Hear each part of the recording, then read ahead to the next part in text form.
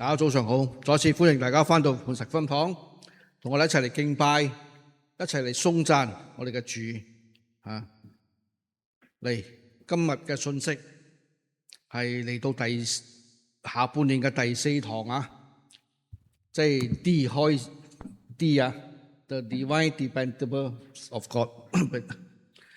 你知唔知我哋下半年嘅一系列嗰個講道嘅主題係講到神嘅主宰係 A 到 Z 嘅字母啊？知唔知啊？由 A 到 Z 26個字母啊，所以我下半年有26堂啊。今日係第4堂，係講到 D 啊。上個星期係咩啊？記得冇啊？等間我發俾你哋啦，我發出嚟俾你哋由 A 到 Z 啊。所以今日係第4堂，係講到神嘅可靠嘅信實啊。我哋呢個神係可靠的，係信實的神啊！神永遠不失信，呢個就係我哋所相信嘅呢位神。嚟我哋作個禱告，跟住我哋開始。親愛的天父，再次感謝主，俾我哋呢段時間嚟到神嘅面前，主嚟領受你嘅話語，俾我哋有謙卑嘅心。願你嘅話語成為我哋腳前嘅燈，願你嘅話語鞭策我哋，提醒我哋。願你嘅話語真理充滿着我哋，讓我哋嘅生命藉着你嘅話語，主，我哋作出改變。藉着你嘅話語，我哋睇到神你嘅亮光。主，藉着你嘅話語嚟幫助我哋，在我哋嘅信心上，在我哋靈命上繼續成長扎根在主嘅裏邊。一切奉主耶穌名祈禱，阿們。嚟，我哋睇一睇個主題係神可靠信實的神係從呢個提摩太後書2章13節嗰度同我哋講嘅，就係呢一節講到咩啊？我們總然失信，他乃是可信的，因為他不能背負自己。我哋現在係活在一個靠不住嘅世界，亦靠不住我哋嘅自己嘅環境嘅裏邊其實一個問題好扎心㗎。在我哋嘅生命裏邊，有邊一件事，有邊一個人係我哋可以絕對可靠㗎？有冇啊？可能年輕嘅時候，你會覺得會有；當你年紀越大嘅時候，你會覺得，你會知道，世界上冇一個人，冇一件事，你係可以完全依靠㗎。可靠㗎因為我哋生活在一個充滿着變化嘅時代嘅裏邊科技嘅每日嘅更新，經濟嘅起起落落工作嘅改變甚至我哋人嘅感情都會變隨着時間所以曾經可能係好輝煌嘅一個事業企業會倒閉，甚至我哋嘅一個好健康嘅身體會無端端一日垮咗。所以我哋係活在一個充滿着呢個變化嘅世界嘅裏邊。甚至有人答應你冇做某件事，會後悔，會反悔。有人曾經同你講，我永遠不離開，都會離開。所以甚至我哋現在世界嘅強國，而家有位總統係咩啊？成日咩啊？言而無信。你同佢講嘅嘢，佢唔係佢講嘅嘢，你唔好信十足啊！佢下個星期或者係另外一個即刻可以改變噶。而家嘅美國總統佢講嘅說話真係可以講係言而無信噶。一個大國嘅總統可以咁樣噶，我哋就係活在呢個世界裏邊啦。現在，所以有人講咩啊？世界上唯一不變嘅就係改變。贊成我啊？世界唯一不變嘅就係人每日、世界每日在改變啊！所以呢個就係一個好真實嘅情形，我哋活在呢個世界上啊！所以更可悲嘅係咩啊？當我哋睇到我哋自己嘅時候，我哋在神嘅面前，我哋可以應承神好多嘢，啱冇啊？差唔多每年我哋會更新我哋自己啊！1月1號嚟到嘅時候，1月或者31號晚嘅時候，12月我哋話，我明年我將來新嘅一年我要更屬靈，我要更勤力侍奉查經親近神我哋在神面前所許嘅願立過嘅志，嚟到6個月嘅時間呢，再睇返呢，好多時候點樣我哋所應承神嘅，我哋冇辦法做到。所以彼得曾經拍心口喺神嘅面前講，每個人離開你，我都唔會離開你。雞啼之前3次佢唔認主所以人同人之間嘅關係充滿着好多個改變，人會軟弱，人會失敗，活在一個充滿失信嘅世界裏邊。我哋現在所以我哋想成日問自己邊個係值得我哋可靠噶？然而在呢個最黑暗嘅時候，呢個世界裏邊，保羅喺提摩太後書度俾咗我哋一句說話。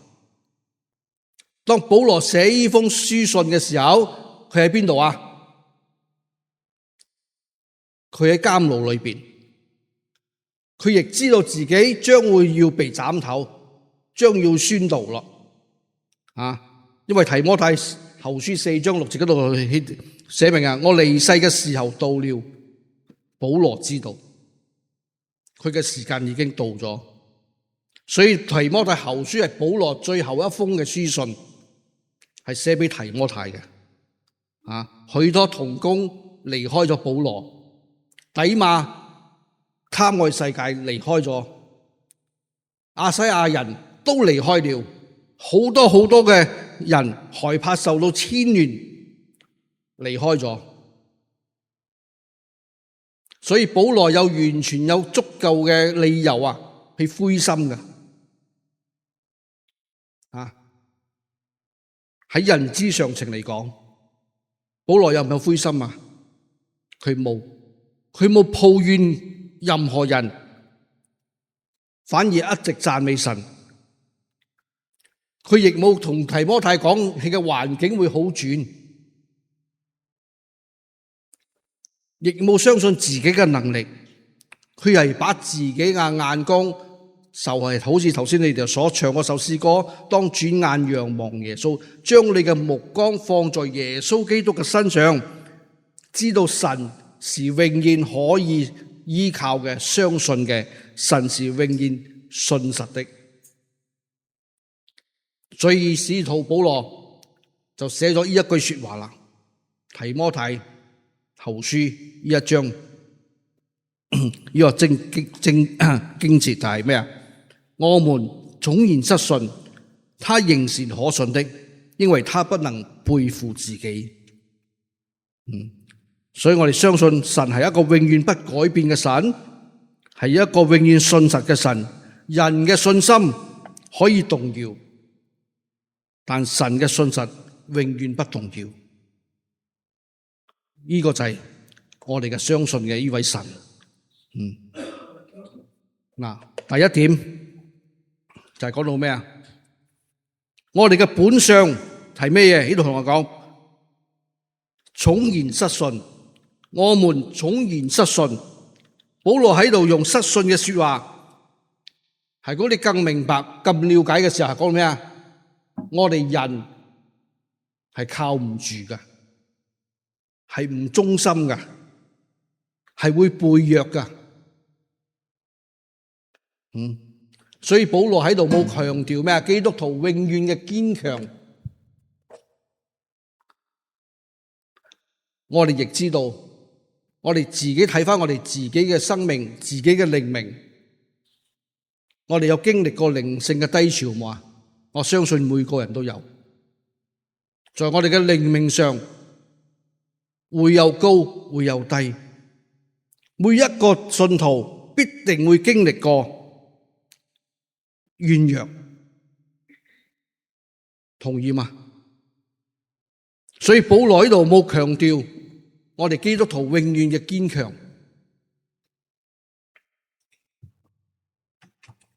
呢度俾我睇到咩啊？失信呢嘅普通性，失信呢，我哋人不能不承認啊！呢個就係我哋信徒嘅癌症啊！我哋人係善變噶，我哋嘅愛會冷淡，所以在啟示錄我哋讀咗耶穌基督對以弗所教會講咩啊？你哋失去咗個初心啊，個初愛啊！人嘅愛心會冷淡，我哋嘅信心會有動搖，我哋嘅侍奉會有打折扣。就像好似舊約嘅以色列人，一過開紅海，佢哋在岸邊點樣啊？摩西嘅姐係咩？帶着佢哋讚美神，跟住嚟到曠野，轉一轉眼就點樣啊？在曠野裏邊做嗰個金牛犢嚟敬拜，背棄神。亞伯拉罕因為害怕，兩次不認，撒拉係佢嘅太太。摩西因為憤怒擊打磐石，最後令到自己不能進入迦南地應許之地。大衛曾經因為罪嘅犯跌倒，殺咗烏利亞。彼得3次否認主，多馬懷疑主耶穌基督嘅復活。所以從呢度我哋睇得到咩啊？聖經沒有掩飾呢啲聖經嘅大人物嘅失敗，因為聖經要同我哋講，人是不可靠的，真正可靠的唔係人，係神，只有神先係可靠的，係信實的，係可以將我哋嘅生命完全擺上。所以今日我哋會經歷屬靈嘅低谷，我哋有時禱告得唔到回應，我哋開始懷疑。我哋一有疾病嘅時候，我哋會驚，我哋會害怕。我哋家庭出現問題嘅時候，我哋會埋怨。當困難太大嘅時候，我哋會停止聚會，停止嚟教會。我哋工作太忙碌嘅時候，我哋會遠離神。我哋侍奉耐咗，我哋會疲倦。所以好多時候，呢個就係我哋人嘅現象啦。在神嘅面前，我哋會失信啊。所以彼得3次不認主，好多時候我哋嘅憂慮、恐懼，我哋嘅不信服，而反映出我哋嘅信心正在軟弱。所以第一個重點係咩啊？呢度同我哋講，失信就係我哋人嘅癌症。第二，失信不但只係道德嘅敗壞，更只係能力嘅缺失。乜嘢意思啊？有時唔係我哋唔想去信實，做一個可靠嘅人，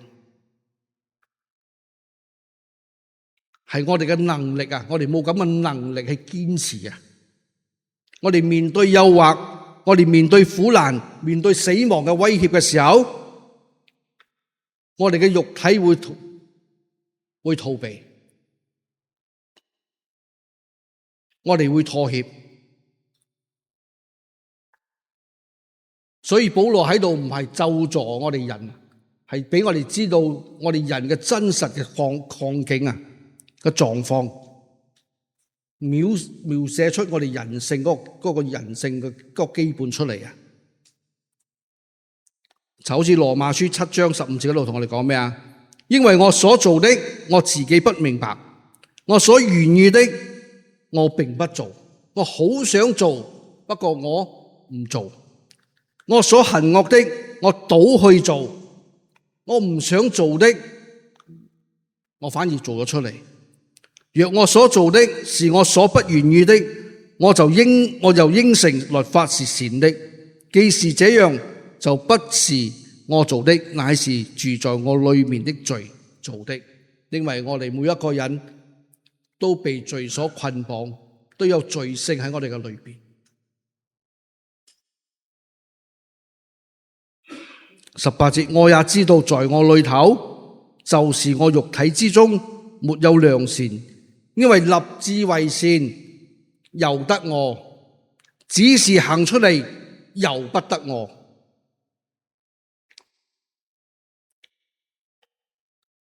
立志行善由得我，我係好想去做，我知道乜嘢係好嘅，不過我做唔出嚟。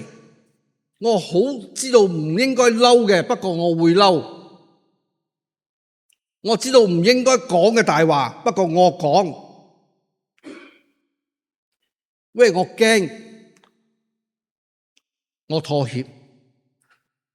故此我所願意的善，我反不做；我所不願意的我倒去做了。呢個就係保羅在羅馬書嗰度同我哋講人嘅真實嘅狀況。所以在加拉太書5章17節嗰度，因為情慾與聖靈係相爭㗎，呢兩樣嘢喺我哋裏邊係永遠打交㗎。聖靈和情慾相爭，情慾與聖靈亦相爭，這兩個是彼此相敵㗎，使我們不能做所願意做的。所以今日你嚟教會，有個聲音叫你今日落水咁好瞓，瞓耐啲啦，難得一日。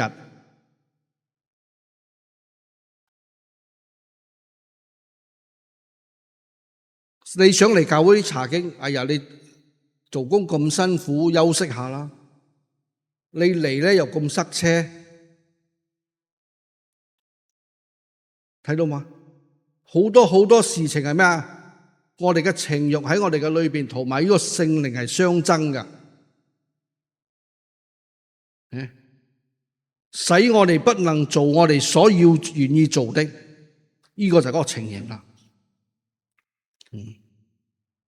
第三就係嗰個失信嘅陷阱。魔鬼最厲害嘅手係咩啊？係要我哋成日睇住自己嘅失信，就係頭先邊個講嘅？阿榮忠講嘅吓，永遠睇到自己嘅罪好大，大到甚至講咩啊？神都不能赦免。失信的陷阱，做咩啊？因為魔鬼晝夜喺神嘅面前控告我哋嘅信徒，就好似啟示錄呢度所講12章呢度所講噶啦。因為在我們面前，神面前晝夜控告我的弟兄的，呢個就係魔鬼啦。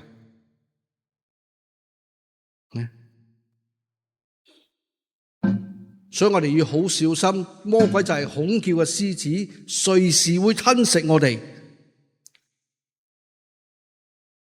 魔鬼成日喺我哋耳邊同我哋講咩啊？你睇，叫你讀經你就瞌眼瞓，叫你祈禱擘大個口就得個窿。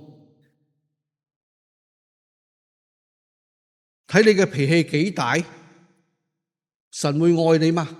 神會中意你咩？咁樣，所以魔鬼日日都喺神嘅面前控告我哋。如果我哋睇着自己而活咧，就好似彼得咁樣啦，行在水上，當佢一望到四周圍，將佢嘅眼睛從耶穌基督嘅身上移開，佢就沉落去啦。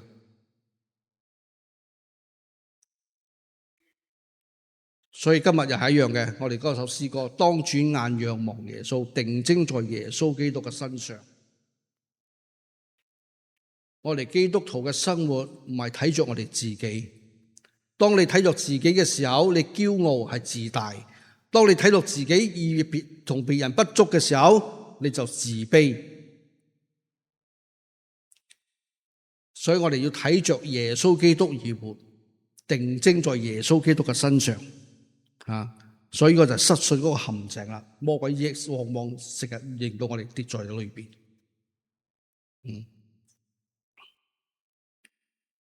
神嘅回應係點樣啊？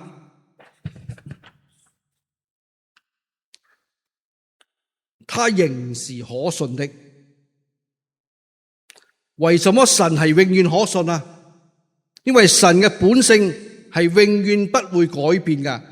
信實就係神嘅其中一個本性。呢度講話乃是係咩啊？係一種持續不變嘅狀態。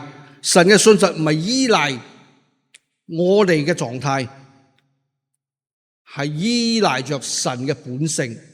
信實係神嘅本性嚟㗎。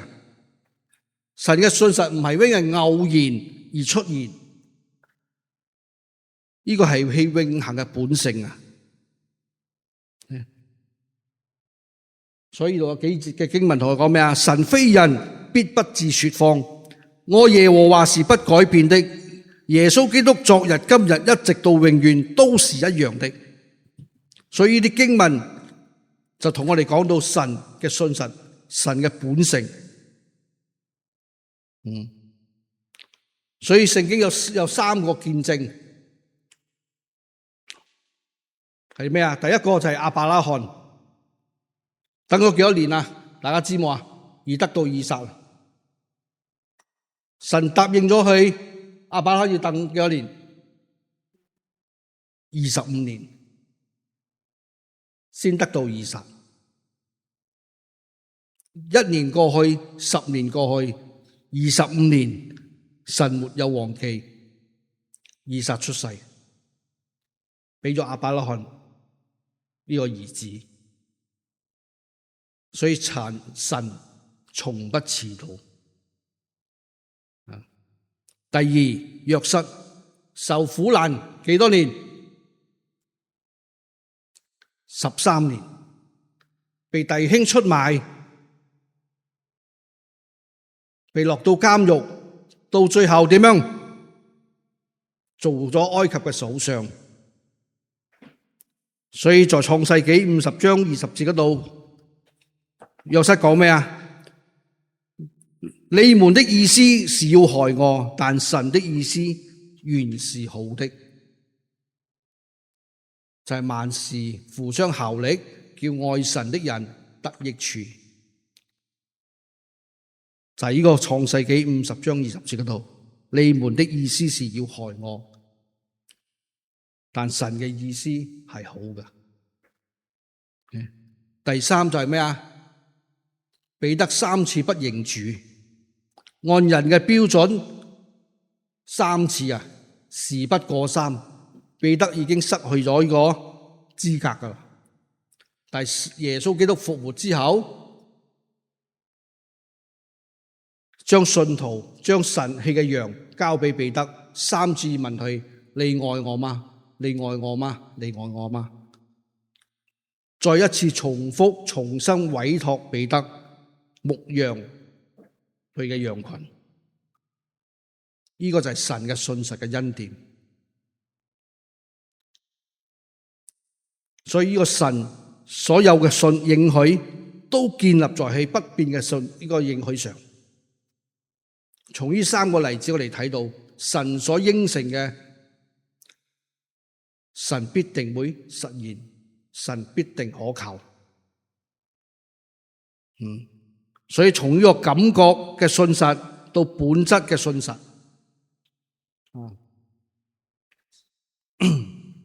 就係咩啊？我哋人嘅愛常常係咩啊？因為你聽話，所以我愛你多啲，我錫你多啲，係咪啊？我哋同我哋嘅兒女講，因為你可愛，我咪愛你咯。因為你聽話，所以我咪俾多啲祝福你咯。所以我哋嘅人嘅愛係有條件噶，係從憑着感覺噶。神嘅愛係點樣啊？雖然，仍然，咩意思啊？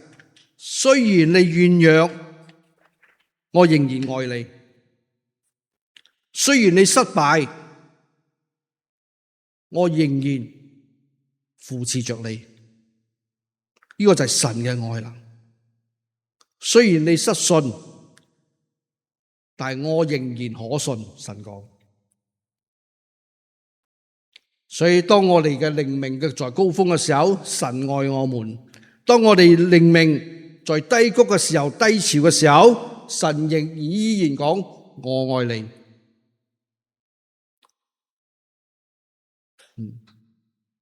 你捉住神嘅時候，佢就係你嘅主；你捉唔住佢嘅時候，跌落呢個深淵嘅時候，神仍然係我哋嘅主，喺底下接住我哋。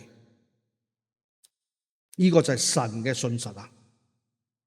神應唔會因為環境而改變，唔會因為人嘅表現而改變，唔會因為時代嘅改變而改變。舊約嘅神仍然係我哋現在崇拜嗰位神，同一位神，永遠不改變。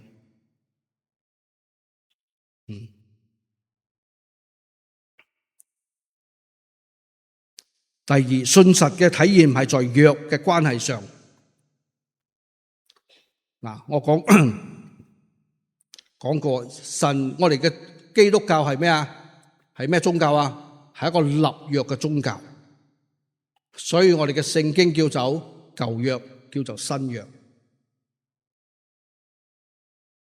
邊個同邊個立約？係神同我哋人立約。所以基督教係一個立約嘅宗教。神憑着乜嘢嚟與自己立約，與我哋人立約？三樣：神嘅信實、神嘅不變、神嘅永恆。所以個約係有永恆性嘅，直到永遠嘅。神與我哋人用呢三樣嘢嚟同我哋立約。神與亞伯拉罕立約，與大衛立約，同埋用氣嘅血在新約裏嗰度與我哋立約。當你睇翻創世紀第15章嘅時候，你睇到咩？人舊約嘅時候，人立約嘅時候係點樣啊？與神立約或者與人立約係點樣？將個牲畜劈開兩邊，擺置。唔知啊？你哋翻去自己讀啊！創世紀15章啊，係一個啟示嚟噶。當神與亞伯蘭嗰陣時未改名，15章嘅時候，亞伯蘭立約嘅時候，15章創世紀嘅時候做咩啊？立約嘅人要從呢個牲畜劈開兩邊嘅中間行過，邊個違約嘅就好似呢個牲畜被劈開兩邊。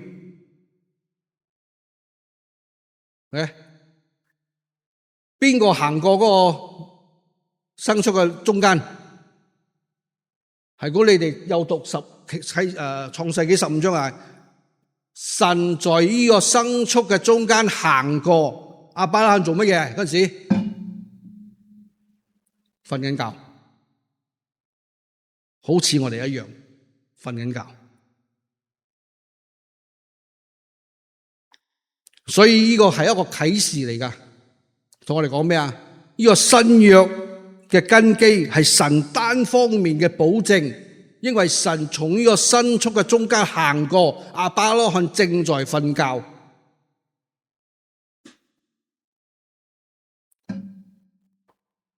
所以係一個好穩固嘅一個約，神自己所立嘅與人。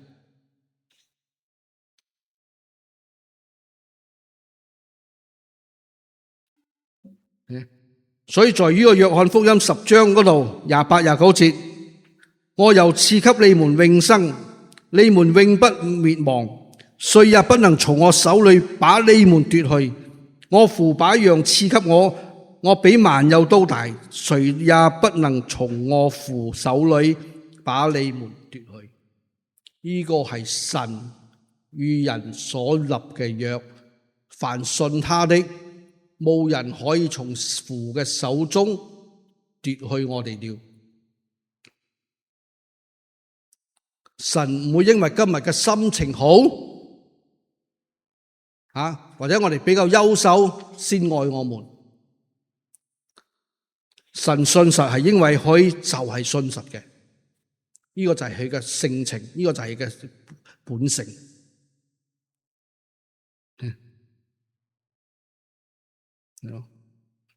所以從呢個創世紀第15章我哋睇到咩啊？係神單方面嘅保證與我哋人立約，藉着佢嘅不信，藉着佢嘅呢個信實不變永恆，與我哋人立約。所以我哋讀聖經我哋好多時候我哋讀我哋我哋冇真正去思考好似15章其實真係一個好大嘅啟示嚟㗎，係啟示着神嘅救恩嘅保障對我哋人，係神從呢個牲畜嘅中間行過，亞巴蘭瞓緊覺。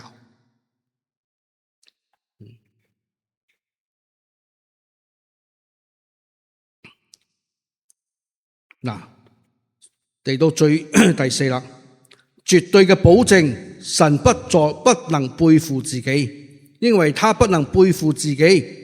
呢個經文亦係最重要、最堅固嘅一節，就係講到咩啊？為什麼神嘅信實係絕對可靠噶？保羅喺度俾咗一個好終極嘅答案我哋，就係咩啊？因為這是神嘅自我嘅忠誠。佢不能背負自己，佢不能違背自己嘅承諾，佢做不到。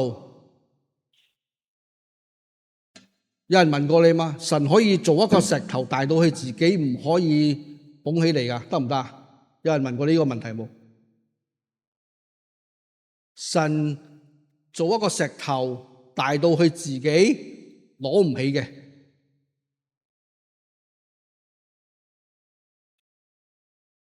有人問過你呢個問題嗎？神可以咁樣嗎？做一個石頭出嚟，重到佢自己攞唔起嘅，得唔得？唔得。呢個係一個自相，即係講到咩？神自相矛盾啊！神唔可以違背佢自己嘅本性。神唔可以違背自己嘅公義，唔可以違背自己嘅聖潔，唔可以違背佢自己嘅信實。所以違背承諾，我哋嘅神做唔到㗎，做不到㗎。如果神唔守約，我哋嘅信徒被丟棄，係咩啊？即係講到神否定咗佢嘅承諾，佢嘅慈愛，佢嘅公義，咁呢個神就唔係再係神咗噶啦。因為神違背咗佢自己嘅承諾，違背咗佢自己嘅本性，咁呢個就唔係嗰位真神嚟噶啦，唔值得我哋嘅相信，唔值得我哋嘅信心啊！所以個不能呢一節不能唔係外在嘅力量嘅限制，係神自己嘅內在嘅本質嘅必然佢不能違背啊！就好似太陽咁樣，你叫佢唔可以發光，得唔得啊？太陽本身係發光嘅、發熱嘅，你叫佢冇發光發熱得唔得？唔得，因為呢個就係太陽嘅本能。活水嘅泉源係甜嘅，你可以叫佢苦嗎？唔得。因為活水嘅泉源就係甜嘅，就係俾人安慰嘅。神嘅本性決定了佢必須要誠實，因為誠實就係神嘅本性。所以神唔可以講大話，神唔可以犯罪，因為係聖潔嘅。神唔可以欺騙，因為佢係誠實嘅。神唔可以違背自己嘅信實應許。所以呢個係俾到我哋相信佢嘅信徒人一個好大嘅安慰。我哋有呢位信實不能違背自己嘅神，我哋可以將我哋嘅信心擺上，交俾佢，甚至將我哋嘅生命放在佢嘅手裏邊，因為佢係值得可信的，佢係信實的。所以十字架跟住落嚟咩啊？睇到咩啊？十字架就係最大嘅不能背負。OK， 天父愛聖子嘛，非常之愛聖子。但係在創世以前，耶穌基督已經被預先知道咗嘅。彼得前書第1章20節都同我哋講。在創世以前，耶穌基督已經被預先知道，在後邊被顯現出嚟，係講到咩啊？神已經知道咗人會犯罪，佢嘅獨生兒子需要被釘在十字架上，完成呢個救贖，以便我哋人得到赦免。所以神點樣證明佢不背負佢自己啊？佢係好愛佢嘅兒子，就好似亞伯拉罕好愛以撒。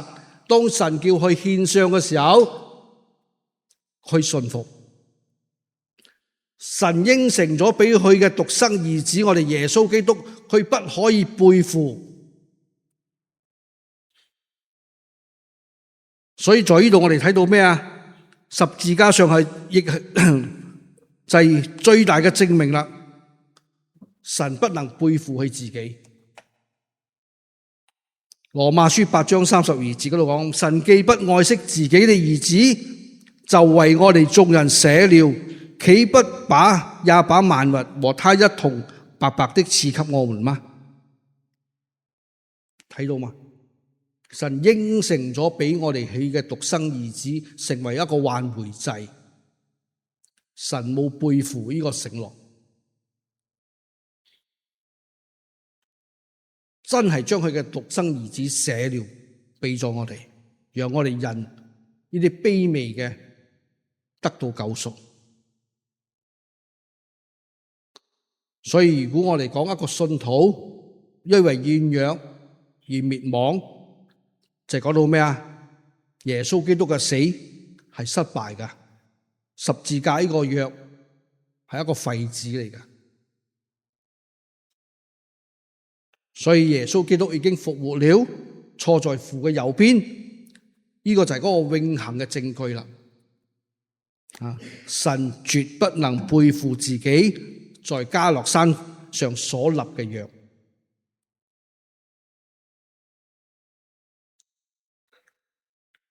所以當神講我總不撇下你，也不丟棄你，神一定做到。神同我哋講萬事互相效力，叫愛神的都得益處，神必定成就。當神同我哋講咩啊？凡勞苦重擔的人可以嚟到我呢度，神必定接納。所以神嘅信實唔係建立喺人配唔配得，係建立在佢自己嘅本性，信實嘅本性。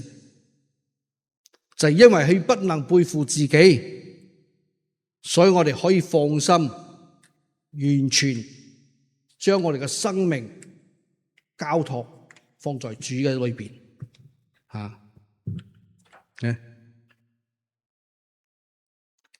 所以我哋講完咗人嘅軟弱，我哋亦講到神嘅信實啊。咁信實嘅應，我哋又點樣嚟回應呢？既然神如此嘅信實，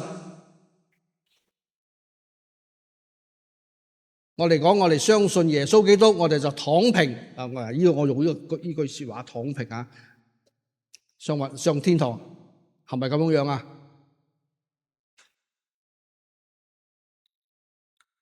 保羅喺前呢一節嘅經文嘅前面同我哋講咗，俾咗我兩個我哋命令，我哋就係咩啊？第11節，我哋點樣嘅回應係咩啊？我哋面對死亡嘅時候，必須要同死。有可信的話說：我們若與基督同死，也必與他同活。就因為神嘅信實，所以我哋可以敢於面對罪，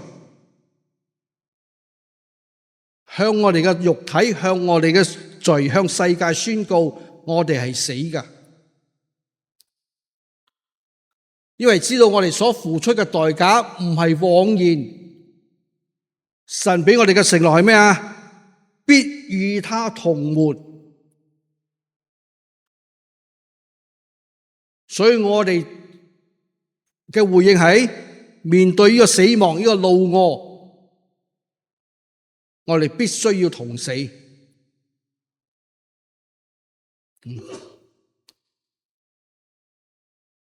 第二，面對個苦難，在個當下，我哋必須要忍耐。12節，我們若能忍耐，也必和他一同作王。真正嘅忍耐唔係靠着我哋自己嘅意志力硬撐、夾硬頂，唔係。真正嘅忍耐係咩啊？係安息在神嘅信實裏邊。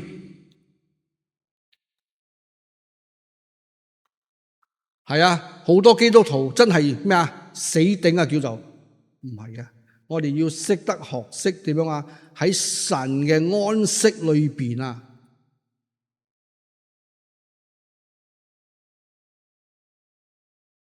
所以我哋成日禱告係咩啊？祈求神嘅平安、神嘅寧靜啊，臨到我哋各位弟兄姊妹嘅心裏，俾我哋個心入邊有一個平靜寧靜。神嘅同在，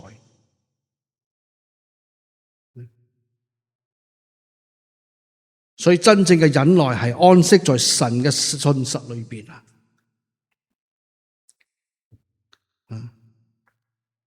呢個係一個好，唔係一個簡單嘅功課嚟㗎。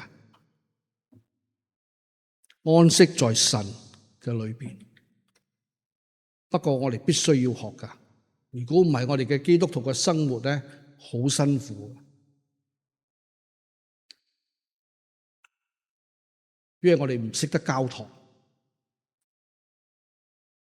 我哋成日講㗎嘛，禱告咗自己又要擔返，禱告咗又自己要孭返，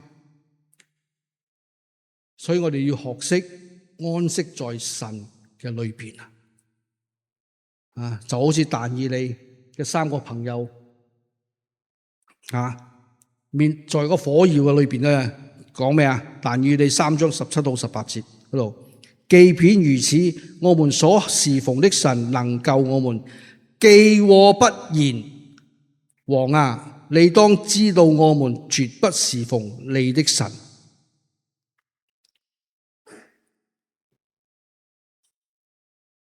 既便如此，跟住後邊係咩啊？既禍不然。英文係咩啊 ？Even if not， 呢種信心啊，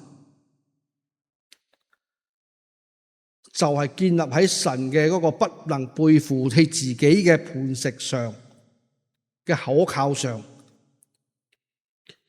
既禍不然，如果我今日得到神嘅保守，唔俾燒死，感謝主。既禍不然，我哋真係死了，被燒死，我哋亦唔會拜你嘅神，因為我哋知道我哋所信嘅呢位係真神。Even if not， 睇到嗎？既禍不然，所以我哋嘅信徒要抱着咁嘅心態，咁嘅信心，將我哋嘅信心建立喺在耶穌基督在呢個磐石上，記禍不言，我哋就可以面對任何嘅事情啦。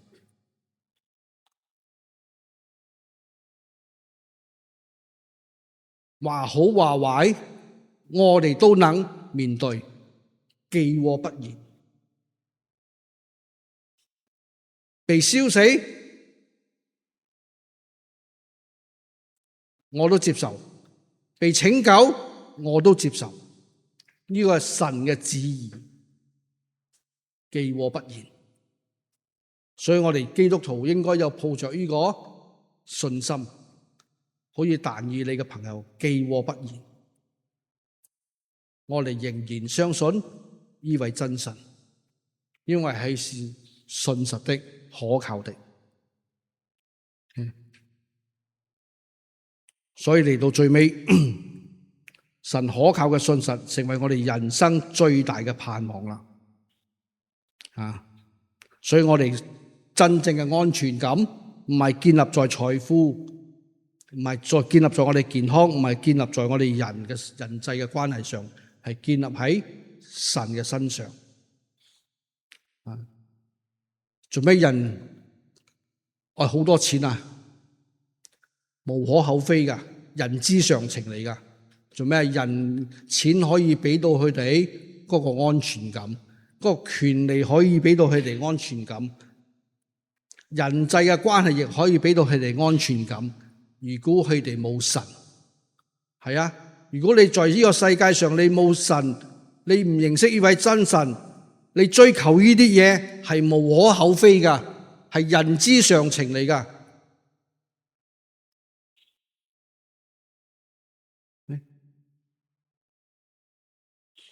錢可以俾到你生活上嘅舒適保障，聖經亦同我哋講，錢咧係好好用噶，可以令到人快樂噶。